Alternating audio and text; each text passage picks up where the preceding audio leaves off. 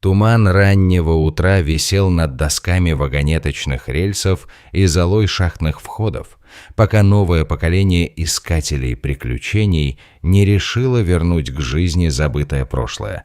Вокруг пахнет мокрой ржавчиной, холодом и тем, что когда-то называли рабочей дисциплиной. Без конца, без напора, без страха.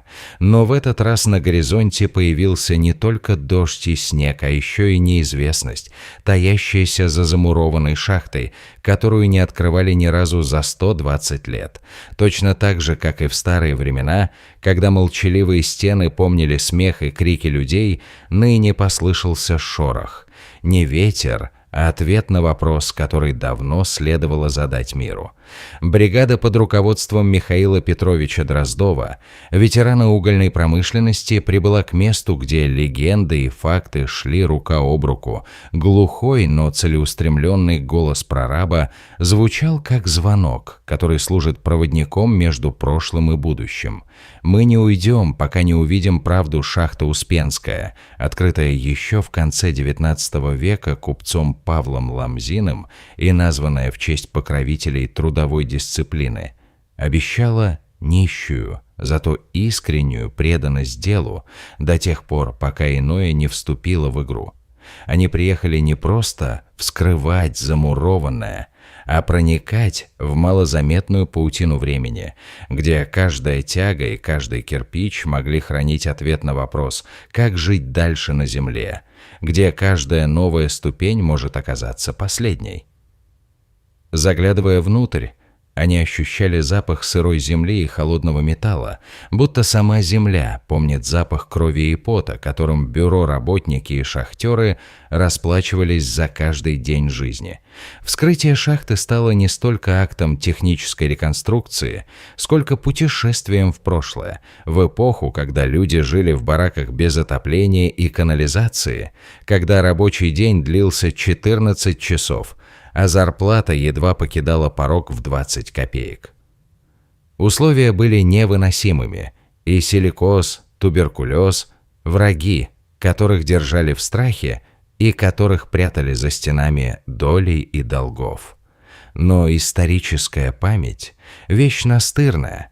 Она не позволяет забыть того, что было сделано ради наживы и ради того, чтобы кто-то стал богаче за счет чужого труда. Михаил Петрович, чьи глаза помнили больше 1000 ночей под землей, рассказывал читателю и себе одному: «Если ты работаешь здесь, значит, ты обязан помнить». Помнить тех, кто был рядом, когда казалось, что мир держится на нитке. Помнить тех, кто умер, пытаясь вырваться из темноты. Мы идем путем, который записали в архивы, но теперь этот путь становится нашим именем. И он добавлял в себе не только твердость, но и сочувствие, потому что в прошлом каждая ошибка была дорогой ценой, а забытые трагедии возвращаются, чтобы стать уроками для будущего условия труда на шахте Ламзина. Это не просто цифры и факты, это память о людях. Рабочий день, 14 часов и зарплата в 20 копеек, казалось бы, нереальные цифры в наши дни, но именно так жили люди тогда. Они рассчитывали дни по зарплате, потому что удастся принести домой, чтобы накормить семью. Смертность от силикоза и туберкулеза 23%, показатель, который не нуждается в комментариях. Он говорит сам за себя. Земский врач Соломин пытался донести до губернатора правду, но получал взятку и молчаливую отповедь. В те времена коридоры власти и фабрики были наполнены двумя голосами: голосом предпринимателя и голосом человека, который говорил правду, но чьи слова поглощали корки и доли лиц, которые в итоге решали судьбы рабочих. Жизнь рабочих – это не только цифры. Это быт и память бараки, без отопления и без канализации, где 30-40 человек жили в одном помещении, стали домами и школами для тех, кто вынужден был жить в условиях, которые сегодня мы бы назвали недопустимыми. Средняя зарплата 1900 года, 22 копейки в день, резюмировала жестокую простоту того времени. Не хватало на достойную жизнь, но хватало на продолжение борьбы за выживание. И тогда Ломзин, владелец шахт и человек, который стремился к максимизации прибыли, как и многие наши современные бизнесмены, нашел способ извлечь максимальную выгоду. Чистая прибыль за 1900 год – 87 тысяч рублей. Эти цифры стали символом того, что человеческая жизнь часто кладется на алтарь денег. Обвал 15 октября 1903 года стал не просто катастрофой. Он стал тем местом, где пересеклись судьбы рабочих и предательство бизнес-интересов. Бригада из 8 человек оказалась отрезана, а главный инженер Соколов настаивал на продолжении спасательных работ. Но Ломзин отдал приказ прекратить попытки. И это было не просто решение. Это был взгляд в глаза правде и вину за человеческие жизни. Он посчитал, что дешевле похоронить людей, чем спасать их. В те годы такие решения могли быть сделаны безнаказанно, так как ответственные лица находились под давлением экономических условий и отсутствия общественной поддержки. 20 октября началась закладка шахты бетоном с добавлением битого кирпича и металлической стружки. Это был шаг к попытке скрыть преступление и, может быть, оставить следы времени, чтобы память о тех событиях ушла в забытье. Однако стены помнили. К 30 октября вход был полностью замурован. Рабочие услышали стук изнутри, слышали зов и шаги тех, кто мог оказаться там. Но страх и давление, и снова экономическая логика заставили их продолжать работу, будто поддерживая игру с тенями. Формальное расследование проходило в те годы, и, как и следовало ожидать, доказательств живых внутри не нашли. Ломзин выплатил компенсации семьям погибших. Сумма 300 рублей. И это стало не столько справедливостью, сколько попыткой закрыть рот громкому голосу совести Марию Гордееву, жену одного из замурованных, признали душевно больной после жалоб и долгих попыток найти правду. Она умерла в психиатрической лечебнице в марте 1904 года, будто заявив миру: «Мы не забыли». Отставка главного инженера Соколова оказалась не только человеческой трагедией, но и политикой судьбы. Он подал в отставку 5 ноября 1903 года и был уволен без выходного пособия, с волчьим билетом. И это был знак того, как жестко здесь наказывали за попытку дать людям шанс на спасение. Ломзин запретил брать Соколова на работу в другие шахты, и в итоге Соколов погиб в 1910 году при обвале, спасая рабочих. Жестокий парадокс того времени. Герой и жертва в одном лице. Проблемы на шахте не прекращались. Второй обвал в мае 1904 года забрал еще 3, а взрыв метана в августе 1904 года унес жизни еще 4. Шахта стала убыточной, и в декабре 1904 года Ломзин закрыл ее официально. Он продал активы и уехал в Париж, где открыл ресторан. Годы шли, но память не уходила. В 1907 году Ломзин повесился, оставив записку о преследовании прошлого. Так начинался новый виток, где трагедия не заканчивается на месте произошедшего, а продолжает жить через людей, которые стараются не забывать. После закрытия шахты попытались использовать ее как укрытие партизаны в 1918 году, но печать и закрытость места сделали это невозможным. НКВД провел операцию в 1937 году. Заливая ход дополнительным бетоном, немцы искали боеприпасы в 1941 году, но признали объект непригодным. После войны место окончательно забросили, и только позднее вернувшееся дыхание истории позволило людям увидеть, как одно место на планете может стать сценой для множества судеб. Начало раскопок произошло спустя 121 год. Михаил Петрович и его бригада вернулись к шахте, вернув ей вторую жизнь. Не ради золота и не ради славы, а ради памяти и справедливости. Они считали это долгом перед погибшими, обещая передать материалы журналистам, чтобы имя Ломзина стало проклятием для всех владельцев шахт.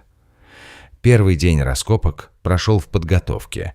Буровые станки, линии электропитания, освещение и вентиляция – все это как характерная манера подготовки к большой сцене, где повторение ошибок не допускается. Михаил Петрович нашел документы в архивах, включая список несчастных случаев на шахтах Ломзина, и этот список стал не просто историей, он стал вызовом современному подходу к безопасности и здравому смыслу. На втором и последующих днях бурение шло медленно, но уверенно.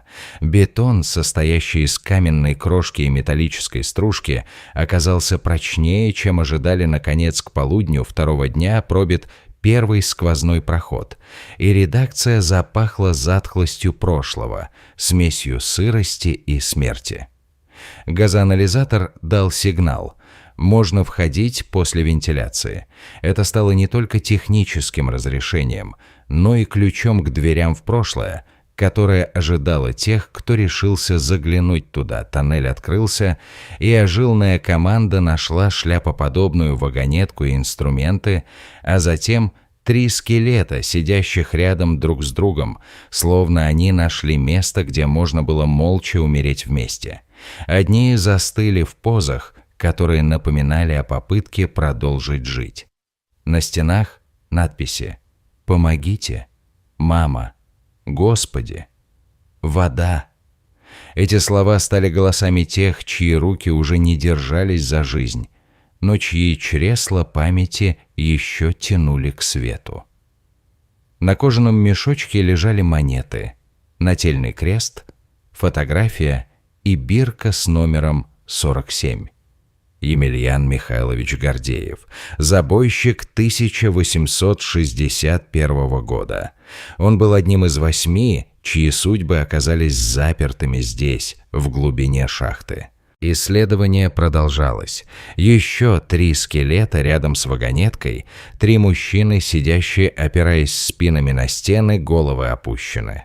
Трагедия братьев Кузнецовых и Васильева, Петра, Ивана и Василятова, стала сердцем рассказа.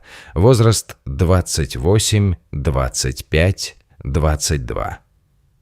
У Петра было 4 детей. У Ивана Иванвойда Васильев был женат, и его жена была беременна. Это не просто имена и цифры. Это лица, чьи жизни должны были продолжаться за пределами темноты, и чьи истории теперь будут жить в памяти тех, кто нашел их здесь, в замурованной шахте. Появились дневники и письма, которые пролили свет на характер этого похода вглубь истории. Роман Захаров, 27 лет, вел дневник на стене до последнего дня, описывая страх и желание вернуться домой. «Я последний, остальные мертвые. Страшно, очень страшно. Темно, холодно. Хочу домой. Мама, я хочу домой». В дневнике Васильева короткая фраза «Мне страшно», а у Петра слова, которые он записал в кожаном переплете. Эти записи стали не только свидетельствами, но и голосами, которые напоминают нам о личной стороне трагедии.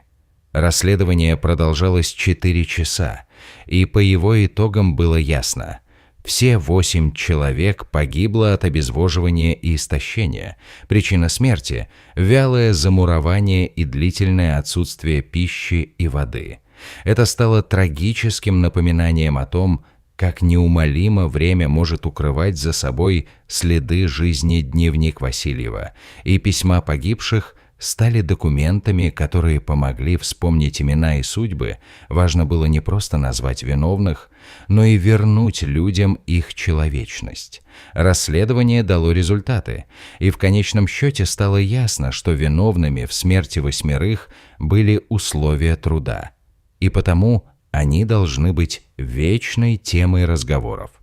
Следствие привело к возбуждению уголовного дела по факту убийства, потому что в этом деле Речь шла не просто о нарушении техники безопасности, а о том, как экономия и безразличие к человеческой жизни превращают людей в статистику. Лицензиаты шахты и директора охватили пламенную мысль: память о погибших должна жить и на страницах законов, и в умах людей, чтобы подобное больше не повторилось. Встреча с журналистами, публикация статьи, резонанс в СМИ – все это стало началом новой эры обсуждения ответственности за безопасность труда и роль государства и бизнеса в защите жизни работников. Елена Гордеева, праправнучка Емельяна Гордеева, увидела документы и фотографии, привезенные Михаилом Петровичем. Она почувствовала не просто связь с предком, но и обязанность довести до людей правду, чтобы история больше не повторилась. Визит к шахте стал ее эмоциональным откликом на прошлое, ее попыткой понять, как можно удержать на плаву память о погибших и сделать ее частью настоящего. Мемориал, созданный на месте захоронения, стал символом памяти и ответственности. Каждый год к могиле приходят потомки, представители местных общин и журналисты, чтобы вспомнить тех, кто был здесь, и чтобы напомнить всем о том, что жизнь – это не просто событие, которое можно купить или продать. История не ограничилась только семьей Гордеевых и трагедией 8 рабочих. В течение времени выяснилось, что дневники и письма, найденные на месте, это не просто свидетельство конкретного дела. Они стали инструментами для переосмысления того, как индустриальное общество относится к безопасности, к памяти и к ответственности перед теми, кто на них работает. Впоследствии государство ужесточило требования к технике безопасности, проверки стали более частыми и строгими, а промышленные предприятия, особенно шахты, под контролем. Появились новые программы памяти и образования, музей на месте шахты, экспозиции, где выставлены фотографии и документы, дневники, письма и предметы, принадлежавшие погибшим. В школах ввели уроки о «черной впадине», так стали называть это место, чтобы молодежь знала, что жизнь важнее прибыли, и что история учит нас не забывать и не повторять ошибок. Михаил Петрович стал не только хранителем памяти, но и активным участником общественной жизни. Он взял на себя роль инспектора по охране труда и начал активную борьбу с нарушениями правил на производствах. Его выступления на масштабных конференциях, встречи с потомками, общение с журналистами и преподавателями – все это делало из трагедии не просто механическую историю о человеческих ошибках, а учебник по ответственности и человечности. Он стал голосом тех, чьи голоса когда-то были заглушены шумом механизмов и экономических расчетов, и его слова переливались через экраны теле- и радиостудий в дома миллионов людей. Разумеется, история не ограничивалась одной шахтой. Она стала частью общественной памяти и политического диалога. Обсуждались инновационные методы предиктивной аналитики и мониторинга состояния шахт, новые страховые продукты и программы поддержки семей погибших, развитие архивов и научно-образовательных проектов. В конце концов, люди научились не просто реагировать на кризисы, а предотвращать их и жить с ними, не забывая уроки прошлого и не забывая тех, кто отдал свою жизнь ради возможностей, которыми мы пользуемся сегодня. И в этом пути были и уроки для читателя. Память – мощное оружие против безразличия и эксплуатации. История – не набор сухих фактов, а живое полотно судеб и поступков. Ответственность – не абстракция, а конкретные решения, которые могут спасти жизни. Так история «Черной впадины» стала не просто рассказом о погибших и преступлении прошлого, а школой для будущего, как люди, сообщество и государство могут превратить зло в урок, как можно сделать так, чтобы подобная трагедия никогда не повторилась И как важно помнить, в память о 8 шахтерах и в честь тех, кто в будущем встанет на путь расследования, чтобы понять истину и не забыть имена, лица и судьбы, история продолжается.